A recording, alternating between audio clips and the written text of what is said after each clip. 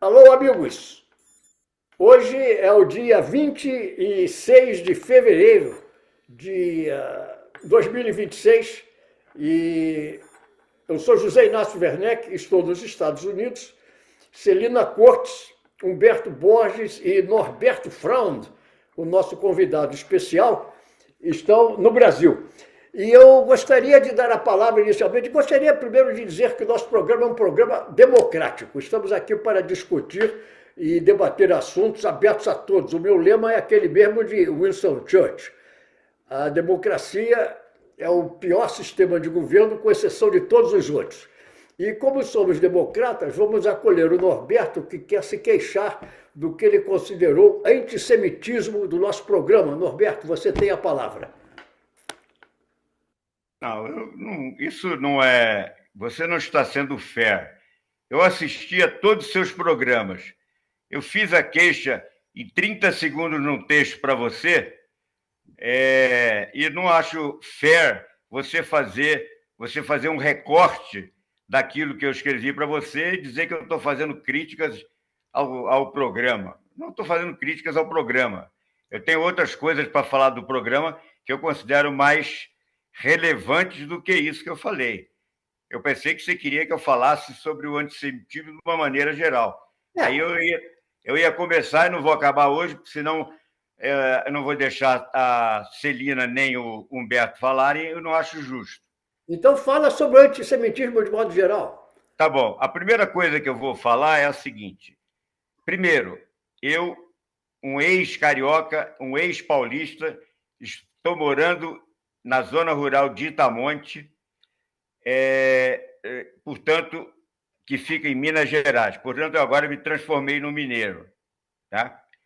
Foi muito fácil de me adaptar aqui, porque eu já gosto de aguardente, gosto de vinho e gosto de doce de leite. Então, é muito fácil aqui. Hã? Eu também. Pois é. Pois é. Você é mineiro? Não, não, eu sou pau de arara.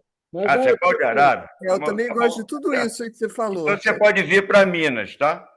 tá. Mas só que não tem pau de arara do Rio para Minas, não, tá? Você é vizinho do Chapelém? Você é vizinho do Sérgio Chapelém? Ele é de Olha, eu sou vizinho do outro, do Charles Chapelin, isso mesmo. Isso aí. Se você vir, manda um abraço, é meu amigo. É seu amigo? Tá certo. Mas a chance de eu encontrar com ele vai ser bastante remota, porque eu moro a uns 40 e poucos quilômetros de Itamonte, Ah, e eu vou uma vez por semana só na cidade. Eu vivo aqui no meio das montanhas, Que né? delícia. mas Inveja do bem. Eu recomendo que as pessoas que moram em cidades e que estão se sentindo um pouco como sardinhas venham aqui. Vocês têm um convite aqui para vir na minha casa, serão muito bem recebidos. Tem até lugar para dormir para hóspedes, tá certo? Serão muito bem tratados e poderão mudar de ideia entre viver na cidade e viver num lugar como esse aqui.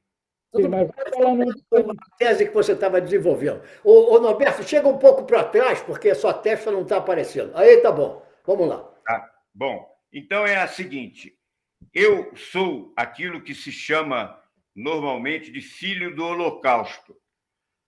A minha mãe e meu pai também, mas eles se encontraram só no Rio de Janeiro. A minha mãe é polonesa, e ela passou a guerra na Polônia.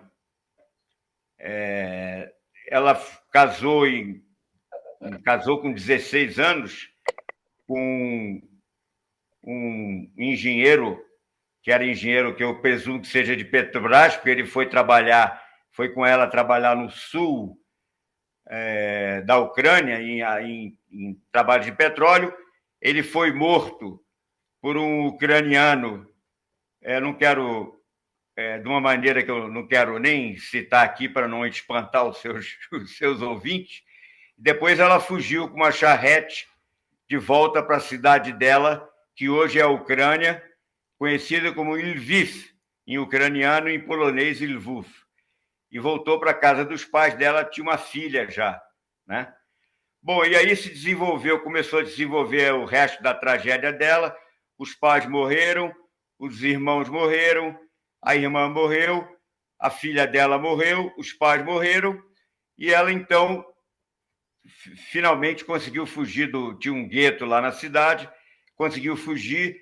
Como ela sabia falar alemão, que era a segunda língua da casa dela, ela conseguiu se virar, trabalhou até em casa de general alemão, acabou no campo de concentração de Bergen-Belsen, onde ela passou os últimos 2 anos da guerra. Por incrível que pareça, pela a leitura que eu fiz do livro dela, das histórias que ela conta, o período que ela passou no campo de concentração talvez tenha sido o mais light dessa experiência dela na guerra. Depois ela imigrou para o Brasil com um casal de amigos que ela fez no campo de concentração, da Bélgica, através de um navio da Cruz Vermelha. Né? Eu posso interromper um minuto? A ideia é, quer dizer, nós estamos discutindo o antissemitismo. Pois é, mas eu quero te situar como é que eu entro nessa história, porque, de repente, eu vou começar a falar sobre o antissemitismo e vocês vão saber, mas por que você está falando sobre o antissemitismo? Quer dizer, eu tenho vamos dizer assim, uma experiência carnal com a história do antissemitismo, tá certo? Uma história de origem, etc. e tal. Então, meu pai, que conhecia a irmã da minha mãe da Polônia, encontrou com ela no Rio de Janeiro, e aí, um ano depois, isso em 46, um ano depois eu nasci. Então, essa que é a minha, vamos dizer assim, o meu berço, tá certo?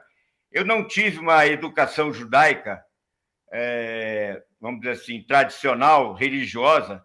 Meu pai era anticlerical, e realmente eu não tive nenhuma educação judaica, porque naquele tempo, vocês podem imaginar, logo depois da guerra, nem vamos dizer assim, nem o batismo tradicional judaico eu fiz, porque meu pai tinha medo que acontecesse uma volta a uma manifestação de perseguição qualquer, e a marca, né, que tem a circuncisão, pudesse me denunciar, como aconteceu várias vezes durante a guerra, e eu pudesse, então, ser identificado como judeu e causar a minha morte, etc, etc.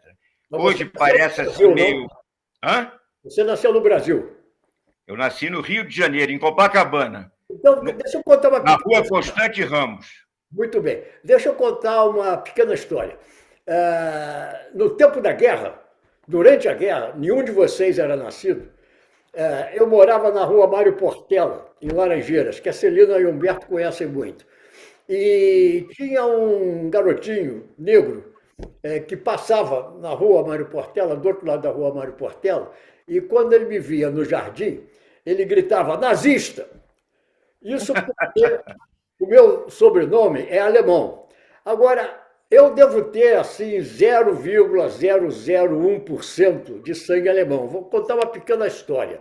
No século XVIII, um alemão casou-se na Bélgica com uma espanhola e foram morar em Portugal. Só aí vocês têm...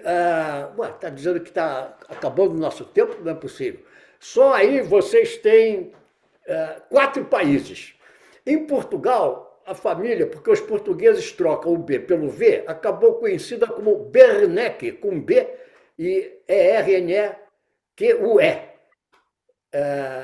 Mas antes, um deles imigrou para o Brasil, ainda com o nome alemão, Werneck. Daí a origem do nome Werneck da família. Mas a minha família, na realidade, é toda ela, 99%, ibérica. E aí é que é o importante, Norberto, porque você sabe que durante 7 séculos, judeus, árabes e cristãos conviveram pacificamente na Península Ibérica. Depois foram expulsos. Quando os europeus cristãos começaram a descer do norte para o sul, acabaram expulsos e sujeitos até à Inquisição. Mas é apenas para contar que eu, na realidade, devo ser semita, porque os árabes também são semitas. E eu acredito muito que na minha família deve ter havido mistura de árabes, judeus e e outros europeus. Quer dizer, eu sou um conjunto disso. Agora, eu queria dizer o seguinte, a ciência moderna explica tudo o que aconteceu no universo até 10 sextilhões de segundo antes do Big Bang, que foi o início do universo. Esses 10 sextilhões que não são explicados é o que separa o mundo, é o que separa as pessoas umas das outras, é a existência ou não de Deus. Deus existe. O que acontece? Eu gostaria muito de ver, hoje, modernamente, judeus e palestinos convivendo civilizadamente e pacificamente no Oriente Médio. Porém, essa pequena fração de tempo, de segundo, que é inexplicável, que é Deus, Deus existe ou não existe, é o que separa a humanidade. Continua, eu só queria fazer essa pequena parte. Não, então, já que eu vou fazer o à parte do seu à parte, porque se você for consultar biólogos, eles vão dizer para você que a diferença do DNA entre o homem e o macaco é menor que 1%. Então, você não precisa ir até antes do Bang. Hã? Big Bang. Big Bang, não precisa ir. A diferença entre os homens, então, é infinitesimal, é muito menor. Se fosse por causa disso, seria fácil, né? Mas, infelizmente, como a gente tem exemplos diários, e não é só nessa questão, em outras questões também, você vê que o homem continua sendo o tubarão do homem, né? Você não consegue criar uma agenda mínima de convivência entre os seres humanos, né? Aliás, eu também vou fazer uma parte. Eu acho que a gente está divagando demais. Tá certo. Você tem toda a razão. Você tem toda a razão. Eu acho que estamos deixando os fatos para trás. Eu queria dar só uma informação a respeito de antissemitismo e sionismo. Há uma confusão muito grande entre semitismo e sionismo. Semitismo é uma questão biológica, como vocês estão falando até agora. Sionismo é a questão do Estado de Israel, é a mistificação da religião judaica junto com a política de Israel, que é a política Bom, já vamos começar a discordar. Então, um minuto só, por favor. Então, discordo do seguinte: hoje Israel expulsou a Organização de Médicos Sem Fronteiras de Gaza, onde as pessoas estão morrendo, onde todos os hospitais foram bombardeados, todos os hospitais de Gaza foram bombardeados, todas as mesquitas foram bombardeadas, o médico, 75 mil pessoas, morreram 20 mil sendo crianças, outras tantas mulheres, e o Médicos Sem Fronteira está hoje, foi expulso agora, expulso de Israel, porque não pode curar as pessoas. Israel não é um problema de semitismo, é um problema de sionismo, que é outra coisa, que foi a fundação do Estado de Israel por Teodoro Herzl, naquela questão lá da divisão do Império Turco-Otomano, quando a Inglaterra, por seus remorsos imperialistas, resolveu fazer a divisão lá da Cisjordânia, que era a antiga Palestina. Isso não é, eu não estou sendo antissemita, eu estou sendo histórico, eu estou sendo anti-sionista, anti-sionista e não antissemita. E eu vou dizer, eu sou anti-Netanyahu, porque eu acho que o que o Netanyahu está fazendo com os palestinos tem alguma semelhança com o que os alemães fizeram com os judeus. Bom, eu discordo basicamente do planteamento em espanhol, das coisas que o Humberto falou. Ele juntou alhos com bugalhos e também, não que eu seja a favor do Netanyahu, inclusive, vários amigos meus participaram de protestos, participam de protestos diários contra o Netanyahu, e se hoje houvesse uma eleição, ele com certeza não seria eleito. Agora, calma. Agora, o sionismo, o sionismo começou, na verdade, o sionismo existiu sempre. Existe uma oração entre os judeus que sempre fala em ano que vem em Jerusalém, Shana Abá Beirushalayim. Desde que os judeus foram expulsos, colocados para fora pelos romanos, existe essa frase nas rezas de todo ano novo existe essa frase. Se alguém for na sinagoga numa cerimônia de ano novo, vai ouvir isso. Agora, o antisionismo não deixa de ser, na minha opinião, uma forma refinada de antissemitismo hoje. Obviamente, a gente não vai ter tempo de abordar tudo isso agora.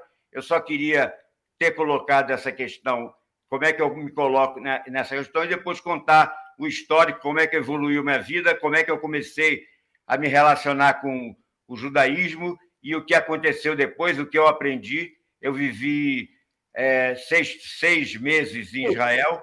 Amigo, mas você está personalizando uma questão internacional. O problema não está na sua vida, o problema está na expulsão, hoje, por exemplo, de Médicos Sem Fronteira lá do Estado de Israel. A questão está na morte de 75 mil pessoas. A questão está no absoluto poder imperial de Israel e a expansão de Israel e a condenação do Netanyahu, Benjamin Netanyahu, como criminoso de guerra pelo Tribunal Penal Internacional. Uma coisa, posso falar? Não sei o que está acontecendo, estamos com alguns problemas aqui, porque está dizendo que nós temos apenas 1 minuto e 50 segundos. Está acabando o programa. Mas não entendi, porque pelo meu tempo aqui, nós estamos ainda mais de 14 minutos. Pode ser que a gente saia do ar de repente, só estou querendo avisar isso, porque eu não sei o que aconteceu hoje com o Zoom. Vamos ver, se de repente cortarem a gente no ar. Pode ser que estejamos sendo cortados, sabotados mesmo pela própria rede, que não gosta desse tipo de discussão. Está vendo naturalmente, nós temos sérios problemas de tecnologia, eu tenho sérios problemas de tecnologia, já fui suspenso da plataforma várias vezes, você sabe disso. Né? Quer dizer, então, desculpe, mas... Você foi suspenso da plataforma? Qual plataforma? Dessa Facebook, 3 vezes. 3 vezes. Facebook, tá bom. Eu também já fui, semana passada mesmo eu estava fora do ar. Eu também já fui. Então, quando não interessa o assunto, como é que é o nome? O logotipo, não, como é que é o nome da coisa? Facebook. Não. É que ele quer falar como é que chama? É o ar. Não é logotipo, é o... Logotipo não, é isso aí. É a coisa que tira do ar. A coisa que é a polícia da internet. Todo mundo sabe mesmo a gente na última hora. Não sei se a gente vai ter tempo de discutir outras coisas. De repente a gente vai sair do ar. Agora eu queria passar rapidamente para o que aconteceu